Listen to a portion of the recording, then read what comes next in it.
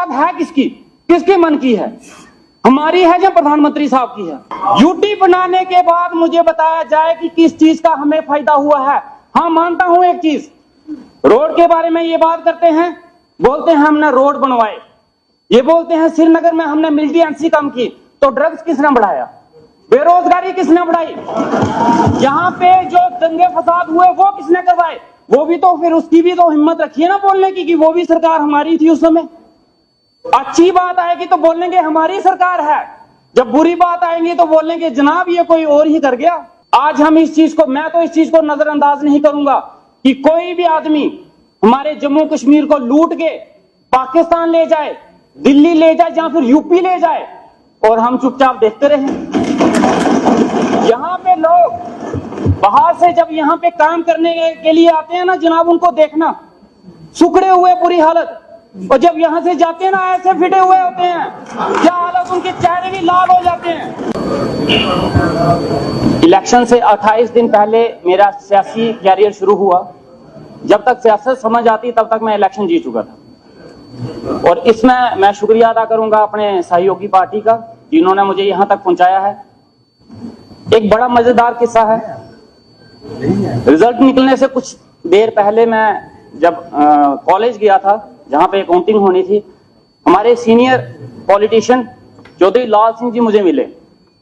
उन्होंने मुझसे एक सवाल पूछा कि इससे पहले क्या करते थे। मैंने कहा एनआरएचएम में था। कहते परमानेंट जॉब थी या कॉन्ट्रैक्चुअल? मैंने कहा सर कॉन्ट्रैक्चुअल। कहता शुक्र करो उनको जिन्होंने आपको परमानेंट जॉब तो दिला दी। तो मैं शुक्रिया अदा करता हूं, आपकी वजह से यहां पहुंचा हूं। बनी सर बड़ा पिछड़ा इलाका है, आज यहाँ पे बहुत सी बातें हो रही हैं, हिसाब किताब लिया जा रहा है, सरकार से जवाब मांगे जा रहे हैं। बड़ा अच्छा है, होना चाहिए, जवाबदेही तय होनी चाहिए और सरकार की जवाबदेही होनी चाहिए। लेकिन क्या जवाबदेही इस 4 या 5 महीने की ही होनी चाहिए या पिछले 10 साल की भी होनी चाहिए? जो 10 साल में हमारे जम्मू कश्मीर को लूटा गया एक यूटी बना के, उसकी जवाबदेही कौन देगा? इस 10 साल में ये यूटी का कार्यकाल रहा, जो हमें सपने दिखाए गए यूटी के नाम पे कि हमें रोजगार मिलेगा, हमारी लाइफ बेहतर होगी। चलो जितने भी हो गए, आप मेरे से सीनियर हो, बहुत बहुत शुक्रिया जनाब, बहुत बहुत शुक्रिया बताने के लिए। 2 साल छोड़ दे, 2 साल भी उसमें इंक्लूड करके आप बता देना उसमें भी आपने क्या क्या कर दिया है। उसमें भी कोई झंडे नहीं गड़े हैं, उसमें भी वही हालत रही है। हाँ, मैं 10 साल का हिसाब मांगूंगा, उस 10 साल में मैं जो पूछूंगा बता देना उसमें आपके कितना कितना कार्यकाल रहा है। इस यूटी के दौरान हमें बोला गया कि आपको रोजगार मिलेंगे, हमारे रिसोर्सेज सेव किए जाएंगे, हमें एक नया जम्मू कश्मीर दिया जाएगा। लेकिन इस यूटी के दौरान जो हमारे यहाँ पे माइनिंग के नाम पे लूट मार की गई, उसकी जवाबदेही कौन करेगा? उसकी जवाबदेही भी तय होनी चाहिए। हमारे रिसोर्सेज लूटे गए, यहाँ से रेत और बजरी लूट के बाहर भेजी गई, यहाँ पे लूट मार हुई, उसकी जवाबदेही कौन देगा? इस यूटी के दौरान बोला गया कि बच्चों को रोजगार दिया जाएगा और जम्मू कश्मीर पहली बार बेरोजगारी में नंबर 1 आया, और उसकी जवाबदेही कौन तय करेगा?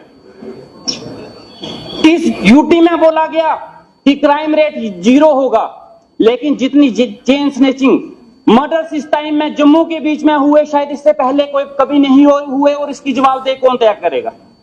इस यूटी के दौरान बोला गया कि हेल्थ फैसिलिटीज को बढ़ाया जाएगा, लेकिन आज भी जाइए गांव में सारे हॉस्पिटल्स खाली हैं।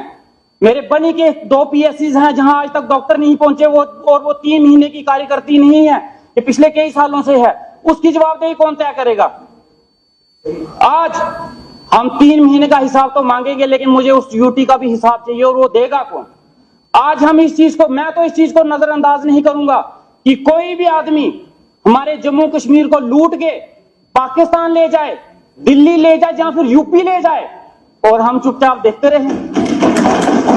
यहाँ पे लोग बाहर से जब यहाँ पे काम करने के लिए आते हैं ना जनाब, उनको देखना सुखड़े हुए बुरी हालत, और जब यहाँ से जाते हैं ना ऐसे फिटे हुए होते हैं, क्या हालत, उनके चेहरे भी लाल हो जाते हैं। और हम लोग जो पहले से अच्छे हंसते करते थे, आज उनका वजन देखो 30-40 किलो पहुंच गया है। मेरा इलेक्शन के दौरान 17 किलो वजन तो मेरा कम हो गया, जो आज तक नहीं पूरा हो पा रहा। ये तो हालत हमारी यूटी में कर दी गई, इसका हिसाब किताब कौन देगा? यूटी बनाने के बाद मुझे बताया जाए कि किस चीज का हमें फायदा हुआ है। हाँ, मानता हूं एक चीज, रोड के बारे में ये बात करते हैं, बोलते हैं हमने रोड बनवाए, ये बोलते हैं श्रीनगर में हमने मिलिटेंसी कम की, तो ड्रग्स किसने बढ़ाया? बेरोजगारी किसने बढ़ाई? यहाँ पे जो दंगे फसाद हुए वो किसने करवाए? वो भी तो फिर उसकी भी तो हिम्मत रखिए ना बोलने की कि वो भी सरकार हमारी थी उस समय। अच्छी बात आएगी तो बोलेंगे हमारी सरकार है, जब बुरी बात आएंगी तो बोलेंगे जनाब ये कोई और ही कर गया। तो वो और है कौन? उस और को सामने तो लाया जाए हमारे। आज जनाब ये हालत है हमारे जम्मू कश्मीर की, और खासकर बनी की मैं बोलना चाहूंगा। आज बिजली के बिल आ रहे हैं वहां पे, आज बिजली के कट्स हैं वहां पे। मेरे कम से कम 5 पंचायतें ऐसी हैं जहां पे बिजली है। यहाँ पे हमारे शाहीन साहब ने बोला, यहाँ पे इन्होंने अपने बारे में बताया कि मेरा इलाका बहुत पिछड़ा है। इनकी बात सुन के मुझे एक गाना याद आ गया, दुनिया में कितने गम हैं, इनका गम देखा तो मैं अपना गम भूल गया। लेकिन भाई साहब मैं फिर भी बोलूंगा, मेरा इलाका आपसे भी पिछड़ा है। ये बिजली की तारों के लिए बोलते होंगे जनाब, मेरे तो बिजली के पोल ही नहीं लगे आज तक। हमारे 5 पंचायतें ऐसी हैं और वो 3 महीने में नहीं हुआ है, वो पिछले कई सालों से है जहां बिजली के पोल नहीं लगे आज तक। उन लोगों ने लकड़ी के खंबे लगाए, अपने पैसों से तारें खरीदी और लगा दी, और लाइनमैन पहुंच गया बिजली का बिल लेने। अब वो बिजली का बिल किस चीज के लिए दें? तार बिजली के डिपार्टमेंट ने नहीं दी, खंबे उन्होंने नहीं दिए, तो बिल किस बात का दिया जाए? जल शक्ति मिशन की बात हो रही है, ये 4 महीने पहले शुरू नहीं हुआ। जिसने शुरू किया, जिस टाइम पे शुरू हुआ, जवाबदेही उनकी होनी चाहिए। ये प्लान जब बने, जिन्होंने बनाए, जवाबदेही उनकी होनी चाहिए। इस यूटी के दौरान में एडमिनिस्ट्रेशन ने जिस हिसाब से काम किया है जम्मू कश्मीर में, जनाब मैं हाथ जोड़ता हूं, ये दिन दोबारा मत दिखाइए। इस दौरान हमारी बात तो छोड़ो जनाब, हम आम लोगों की बात तो छोड़ो, प्रधानमंत्री साहब की भी बात नहीं मानी गई, बिल्कुल नहीं मानी गई। हमारे एलजी साहब की भी नहीं सुनी गई।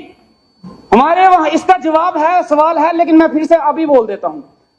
हमारे वहां एक लड़की ने गुहार की, छोटी सी बच्ची 5वीं में पढ़ने वाली, एक स्कूल की डिमांड कर बैठी और प्रधानमंत्री साहब के पास पहुंच गई। और मन की बात एक प्रोग्राम आता है। पहले मैं कंफ्यूज था कि वो मन की बात है किसकी, किसके मन की है, हमारी है या प्रधानमंत्री साहब की है। लेकिन उसके बाद पता चला कि मन की बात वो लोगों की सुनते हैं, अपनी ही नहीं करते हैं। उस लड़की की मन की बात सुनी गई। उसकी मन की बात सुनने के बाद प्रधानमंत्री साहब ने रिएक्ट किया कि ये स्कूल बनेगा, और उनकी बात सुनने के बाद एडमिनिस्ट्रेशन भागी, हाँ हम स्कूल बनाएंगे। 2 साल हो गए आज तक वो स्कूल नहीं बना। हमारे प्रधानमंत्री साहब की भी वो मन की बात एडमिनिस्ट्रेशन ने इग्नोर कर दी, तो आम लोगों की क्या हैसियत है जनाब? और भाई साहब इतने सालों से आपने क्या कर लिया, वो तो बता दो ना। आप बताइए ना आपने क्या कर दिया? उस स्कूल का एक कमरा ही बना देते।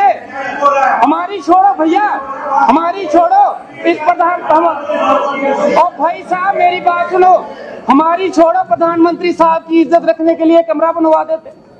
वो हम बनवाएंगे ना, बनवाएंगे जनाब, देखिएगा हमारे कार्यकाल में बनेगा, जरूर बनेगा, और अब बढ़िया बनेगा। इतना ही नहीं, हमारे वहां पे एक दरिया है, वहां पे स्कूल के बच्चे बह गए। एलजी साहब ने बोला कि 2 महीने के अंदर अंदर यहाँ पुल बनेगा, आज तक वो पुल भी नहीं बना। एलजी साहब की बात भी नहीं सुनी गई, तो जनाब हमारी बात होगी क्या औकात है, हमारा क्या सुना जाएगा? हमारा ये हाल था कि एनआरएचएम में रह के हमने डिमांड की थी एक बार, 3-4 महीने के लिए टर्मिनेट कर दिए गए थे। उस टर्मिनेशन की सैलरी भी नहीं मिली है। मैडम अगर हो सके तो प्लीज सैलरी रिलीज कर दीजिए, बहुत मेहरबानी होगी अगर आपकी सैलरी रिलीज हो जाए हमारी, तो प्लीज देखिएगा उसके बारे में। ये हालत हुई है। इस दौरान में जिसने बोलने की कोशिश की गई, उसकी डिमांड तो पूरी नहीं हुई है, लेकिन उसके ऊपर लाठीचार्ज जरूर हुआ है। अच्छा खासा लाठीचार्ज हुआ है, उसको बोलने का कोई हक नहीं था, कोई बोल नहीं सकता था। इस यूटी से हम ही परेशान नहीं है, परेशान ये भी हैं, लेकिन मजबूरी है, नहीं बोल सकते। समझिए ना, मजबूरियां होती हैं कुछ की, नहीं बोल सकता इंसान, वो इनकी मजबूरी मैं समझता हूँ। यूं ही कोई बेवफा नहीं होता, कुछ तो मजबूरियां इनकी भी रही। तो चलो कोई बात नहीं, लेकिन मैं चाहता हूं कि स्टेट बने। और बड़े से मुद्दे हैं, जैसे एनआरएचएम का मुद्दा था, मैं एनआरएचएम से आया हूं, मैं चाहूंगा कि एनआरएचएम के ऊपर कोई पॉलिसी बनाई जाए। काफी देर से लोग जो हैं एनआरएचएम में लगे हुए हैं, लेकिन आज तक उनकी कोई जॉब पॉलिसी नहीं बनी है। आज भी वो लोग जॉब पॉलिसी के लिए तरस रहे हैं, और कुछ नहीं हो तो मैं चाहता हूं कि उनकी सैलरी बढ़ाई जाए। उसके बाद अभी एक बरसात हुई है जनाब, एक बरसात हुई है, हम पानी के लिए तरस रहे थे कि बरसात हो गई। अब मैं डरता हूं कि अगली बरसात ना हो जाएगी। एक बरसात में हमारे रोड्स के और जो पिछले रोड्स के काम चले हैं उनकी पोल खुल के आ गई है बाहर। एक भी रोड एक भी डंगा अपनी जगह पे नहीं है, सब बह गए हैं। अब मुझे फोन पे फोन आते हैं कि जनाब रोड खुलवाओ। अब मैं रोड खुलवाऊं कैसे? अब मुश्किल ये आ गई है कि अब रोड खुलवाने हैं। ये जो रोड के इतने इतने बड़े शोशे चल रहे थे ना, वो रोड ना अपनी जगह। और दूसरी बरसात में मुझे लगता है वो रोड का नामो निशान भी गुम हो जाए, वो सैटेलाइट से ढूंढना पड़ेगा यहाँ कोई रोड था भी या नहीं। इसके साथ ही ये हालत आज की हमारी कार्रवाई खत्म होती है।